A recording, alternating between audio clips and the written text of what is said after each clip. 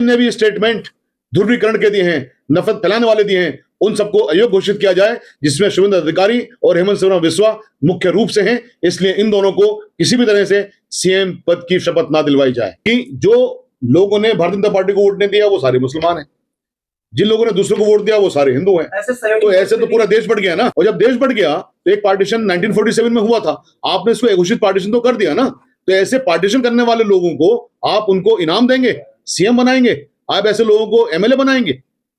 ऐसे लोगों की तो जगह जेल होनी चाहिए। का सम्मान करते हुए इन लोगों को शपथ ना दिलवाया जाए जब तक कि ये लोग क्लीन चिट होकर ना आ जाए। चुनाव आयोग तो पूरी तरह से कंप्रोमाइज्ड है।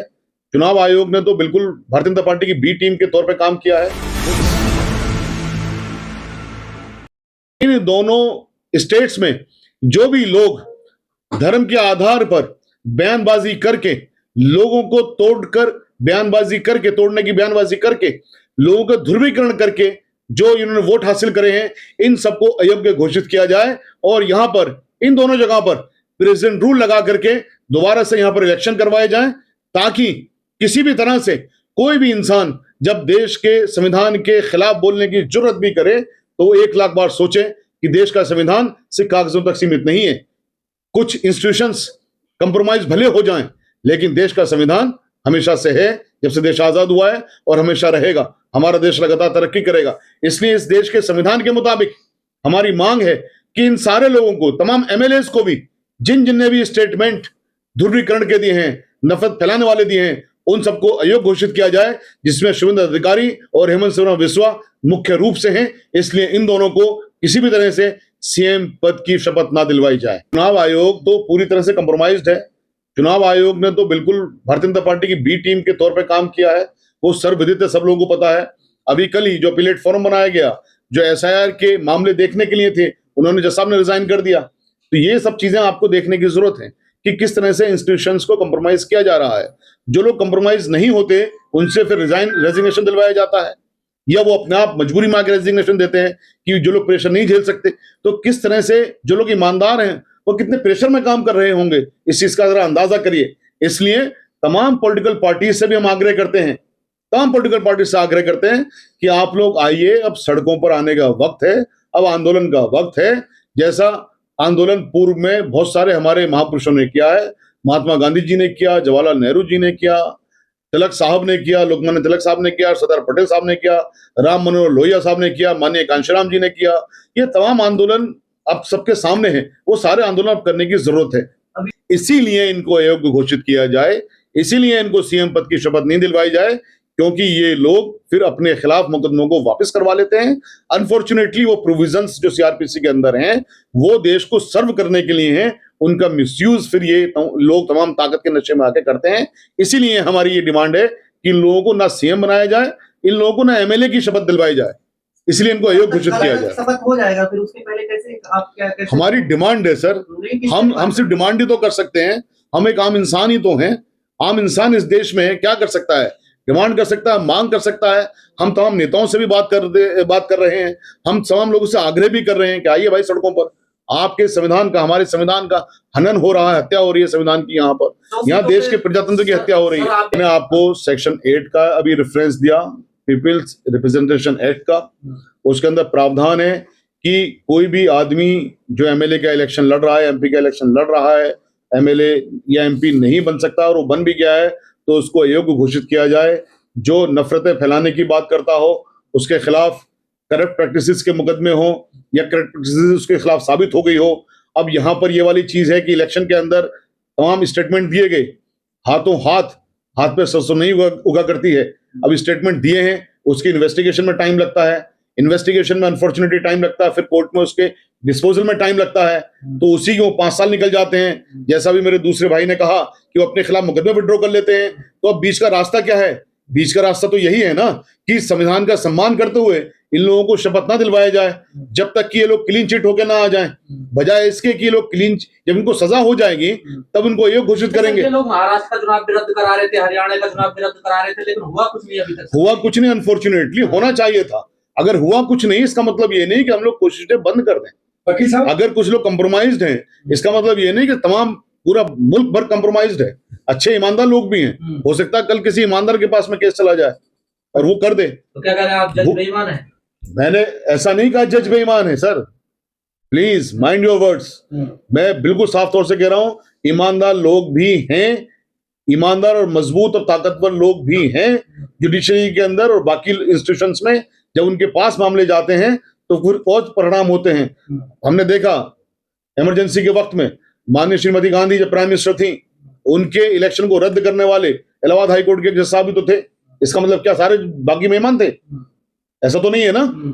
तो कोई आदमी अगर अपने अपने फंक्शन को डिस्चार्ज नहीं कर रहा है किसी वजह से, कोई मजबूरी है, कंप्रोमाइज्ड है, प्रेशर है, दबाव है, क्या है, पता नहीं क्या है, क्या नहीं है। वकील साहब, सबसे इम्पोर्टेंट सवाल है, जब ये रद्द होने की बात है तो मैं डेटा के साथ बात कर रहा हूँ कि 1989 मतलब 1989 में एक जजमेंट आया था जब महाराष्ट्र के बाला साहब ठाकरे ने भड़काऊ बयान दिए थे और धार्मिक और कहें कि सांप्रदायिक भाषण दिए थे मंचों से।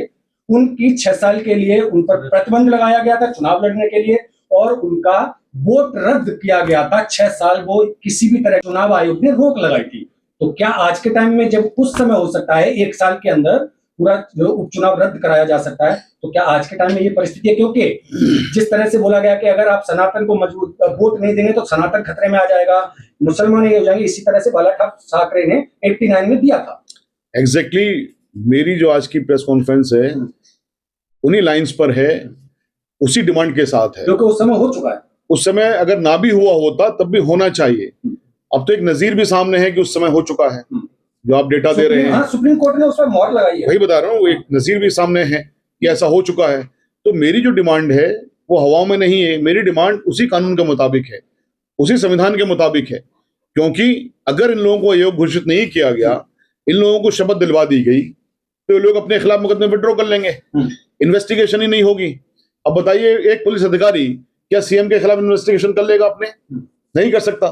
तो जब ये सब तमाम चीजें कंप्रोमाइज होंगी तो अब उसके पास ऑप्शन क्या है? हमारे पास ऑप्शन क्या है? संविधान के पास ऑप्शन क्या है? देश के पास, इस देश को बचाने के लिए जिम्मेदारी ये रिप्रेजेंटेशन ऑफ पीपल एक्ट का पूरी तरह से वायलेशन है, पूरी तरह से इसके वायलेशन। आधार पर कोई भी चुनाव रद्द हो सकता है, ये सुप्रीम कोर्ट में भी है और इस तरह से आर्टिकल 32 भी आपको अधिकार देता है। आर्टिकल 32 कॉन्स्टिट्यूशन का जो ऑनरेबल सुप्रीम कोर्ट को अधिकार देता है, वो 32 में पिटीशन लगाई जाती हैं, वो प्रोसीजरल है। और उसके अलावा सुप्रीम कोर्ट की पावर्स आ जाती है इनहेरेंट उसके अंदर, बिल्कुल ऑनरेबल सुप्रीम कोर्ट उसके अंदर कर सकती है, करनी चाहिए। हमारी जो मांग है उसके लिए तो आपको हमें कोर्ट में पिटीशन लगानी होगी, क्योंकि कल ओथ होने का वक्त है। तो अब देश को बताने के लिए या देश से डिमांड करने के लिए हम भारत से डिमांड कर रहे हैं। हम भारत से इसीलिए तो डिमांड कर रहे हैं कि भाई देश को बचाने के लिए आप लोग आगे आइए। ऐसे लोग अगर बन गए तो देश को चुनाव आयोग चिन्हित करता है कि ये चीज, क्योंकि पूरी जिम्मेदारी तो चुनाव आयोग की है। अगर चुनाव आयोग तो कम्प्रोमाइज्ड है, चुनाव आयोग तो कम्प्रोमाइज, चुनाव आयोग क्यों करेगा चिन्हित? चिन्हित तो आपको और हमें करना होगा, और आप और हम चिन्हित कर चुके हैं ऑलरेडी, सब सोशल मीडिया में मौजूद हैं।